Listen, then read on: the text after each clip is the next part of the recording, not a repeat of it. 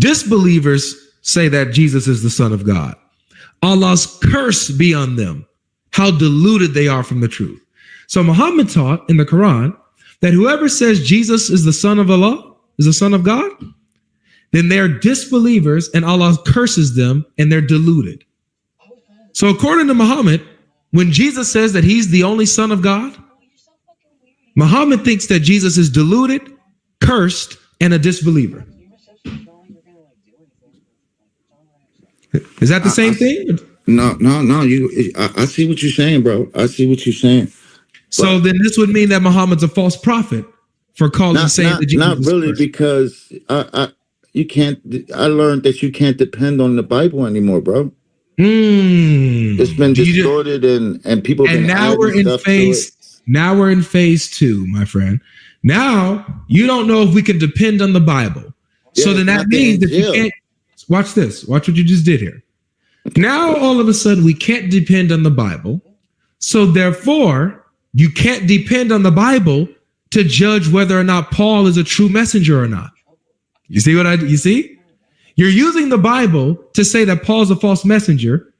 Well, then that means it's good enough to say if Muhammad's a false messenger. But if it's not good enough to say Muhammad's a false messenger, then it's not good enough to say that Paul's a false messenger. Do you see that? Yeah, I see what you're saying. So I'm taking what I want to hear. Exactly, bro. Exactly. I'm only getting what I want to hear. Mm-hmm. So do you see how, as a Muslim, that's how you have to argue? If you're going to be a Muslim, you have to argue inconsistently and dishonestly in order to keep your position. You can't be honest and stay a Muslim. Yeah. So, like I said. Okay. Like everything, I'm new to the religion, so I'm not really hip like some other brothers and stuff. But, you be even debunking a lot of, I say, big heads in there, know. So, but what I learned and what I was getting to is that, that the Quran, it can't be false from what it has inside of it. Yes, it can. I'm talking about the scientific miracles and stuff on there. And now we're switching to scientific miracles. Now, as you've seen, you watch me enough and you've experienced firsthand now that everything you say, I'm going to use. Everything, the standard that you use, right, to establish what you consider truth, I'm going to use that same standard to show you that it's actually false. Fair? That's fair, right? Okay. Yes, sir. So if you're saying that science proves the Quran correct, like, it has scientific accuracies in it. So this proves that the Quran is true. Well, that would mean then if it had scientific inaccuracies, that would show that the Quran is false, right? Yeah. All right. So let me show you one. All I need is one. Because if the Quran got one wrong, according to the Quran, it's not the word of God. So let me just show you one. According to science, what was created first? The heavens or the earth? The universe or the earth? The universe. That's right. And the Big earth Bang. came. The Big Bang. That's right. And the earth came way after. However, the Quran says that the universe came first. I'm sorry, that the earth came first, then the universe, then the heavens. Watch. So I'm going to show it on the screen. Here it is. Over here. So this is chapter 41. Okay. Chapter 41, starting at verse 9. It even gives us the days that he created it in. Say, do you verily disbelieve in him who created the earth in 2 days? And you set up rivals with him? That is the Lord of all mankind. All right, so he created the earth in 2 days, right? He created the earth in 2 days. Next verse. He placed therein, in the earth, firm mountains from above it. And he blessed it and measured therein its sustenance in 4 days for all those who ask, right? So He created the earth in 2 days and placed on it the mountains and its sustenance and everything else in 4 days. Now, some may interpret this all together. So he created, let's just take the most charitable interpretation and say it took him 4 days to create the earth, right? Altogether. It took 4 days altogether to create the earth. Fair enough? Okay. All right. So the earth is created now. The earth is finished. He created it in 4 days. What happens next? Verse 11. Then, right? So next, he rose over toward the heaven when it was smoke. So it wasn't anything yet. It was just smoke. And said to it and to the earth, come, both of you willingly and unwillingly, or unwillingly. They both said, we come willingly. So the earth is already finished, but the universe is just smoke. It isn't created yet. Then he says, verse 12, then he completed and finished from their creation the 7 heavens in 2 days. And he made in each heaven its affair, and we adorned the nearest heaven, the lowest heaven, which is our sky, our heaven, with lamps, stars, lights, to be an adornment and as well as to guard. Such is the decree. So this is what we have. The earth was created in 4 days. Then the universe was created in 2 days. So the earth was created first. Then the 7 heavens, or the universe, was created after the earth. That's literally a scientific inaccuracy. That's a falsehood. So the Quran is false. I got to do some more research on that, but I see what you're saying. I appreciate you showing me this too, because this, you helping me. Of course. So I appreciate you. Like I said, I love you, man. I'm just doing this for the best, man. I love you. Of course, man. Of course. All right, now, before I leave you, I want to leave you with this, because I want to make sure that you see that this isn't Avery's interpretation. This isn't Avery who is. It never was. It never is. Yobi speak on the Khan, and you know the hawk, bro. Right. You know the hawk. You never spoke on your own tongue. You always came with, the Khan and Sunnah. That's right. So I want to show you what the scholars say. I don't understand how you not Muslim knowing what you know, bro. What do you mean? As you see, I'm not Muslim because I know what I know. I can't be a Muslim with what I know about Islam. I can't be a Muslim knowing that the Quran teaches that the universe came before the earth. I'm sorry, that the earth came before the universe. I can't be a Muslim knowing that it says the Quran confirms the Bible, but at the same time contradicts the Bible. I can't be a Muslim thinking that. I can't. With what I know. If I'm honest, I cannot be a Muslim. So this is what Ibn Kathir says regarding what we just went over, okay? About the earth coming first. Because I want to, just for everyone who sees this isn't Avery making up his own stuff. Let's see what the scholars say, all right? So he says here,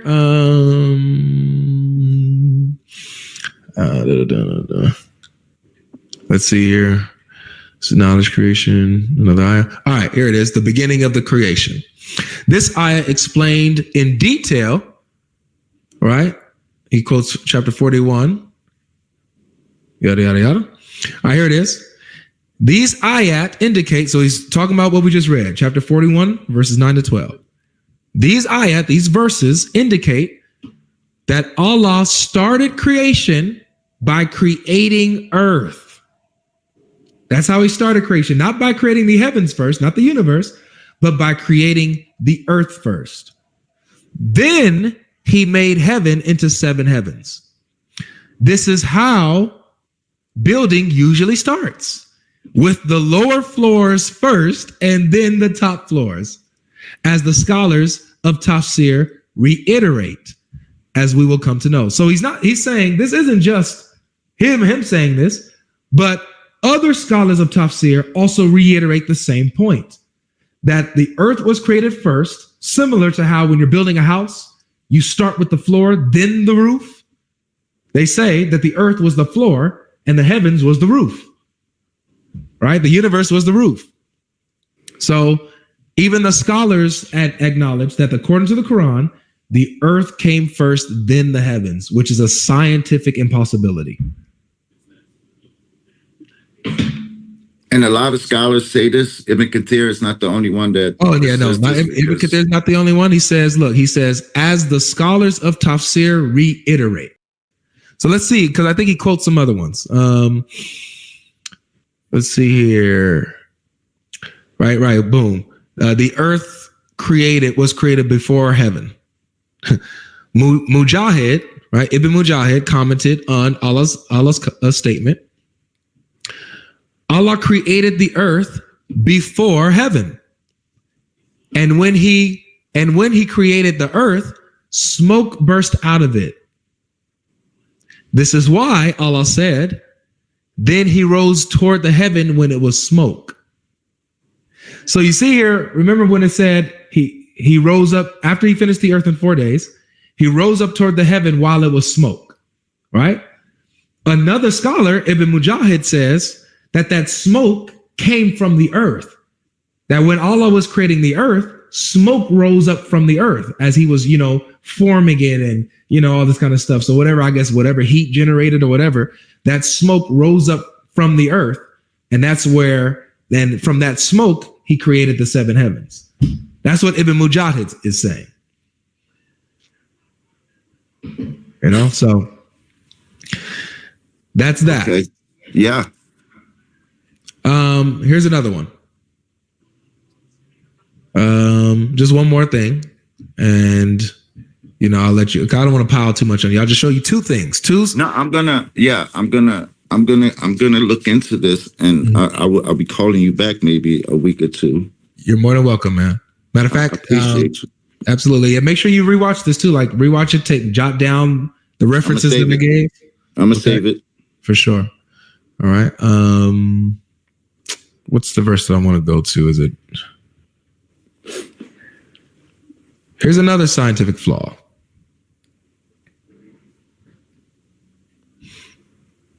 I think it's 86. Okay, yeah, here it is. So here's another scientific flaw, man. Muhammad says in the Quran, this is what the Quran teaches. I know that you guys don't think it's Muhammad's words, but but let's just go with it. Allah's words, right? So talking about Dhul Qarnayn, okay? And notice what it says about Dhul Qarnayn's travels. It says he was traveling.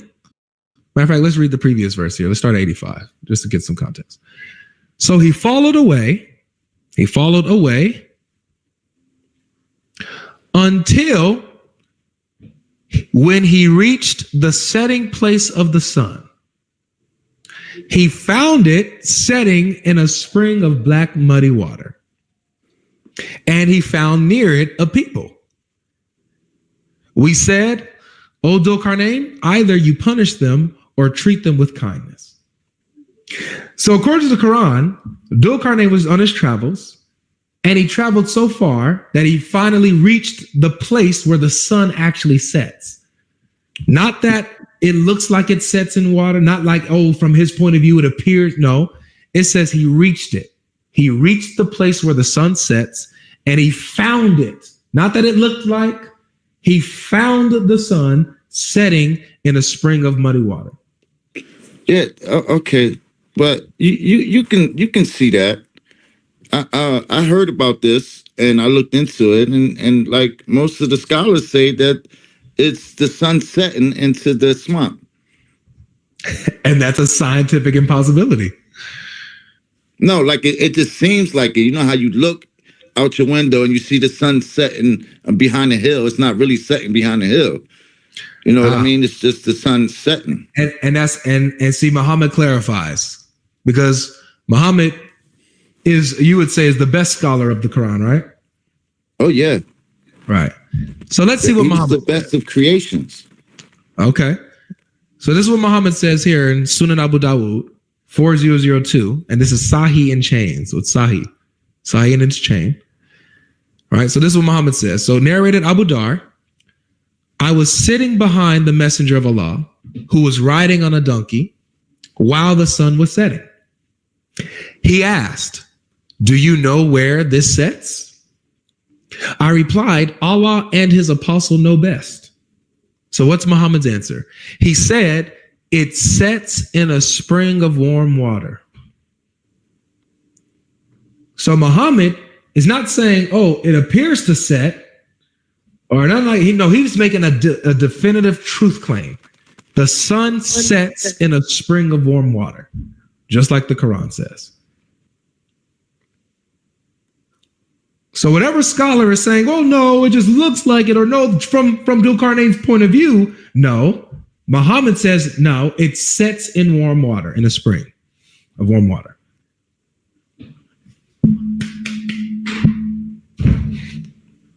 A clear scientific impossibility and an absolute falsehood. Like, even if science doesn't prove, religion or whatever, this is that's a falsehood. Excuse me. Yeah.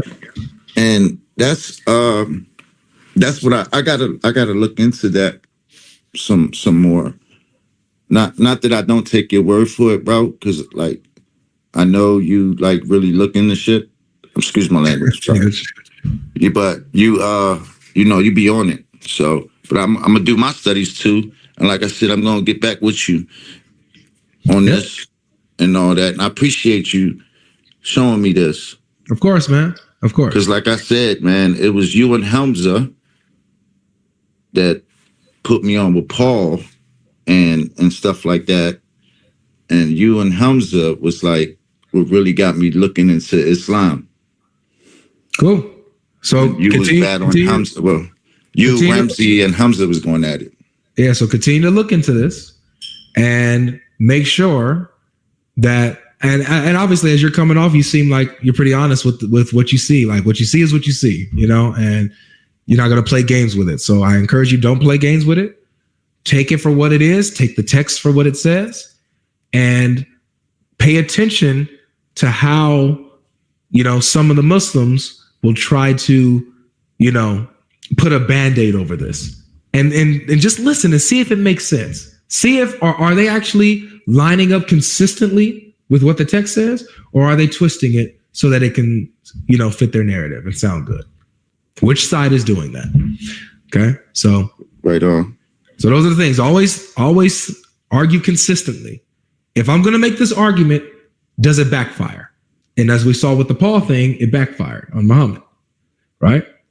And then also here with scientific miracles, it backfires. So think on this, consider it, pray about it. Come back when you're ready, okay? Inshallah. All right. Take care, man. God bless you, bro. You too, brother. Assalamu alaikum. Wa alaikum salam.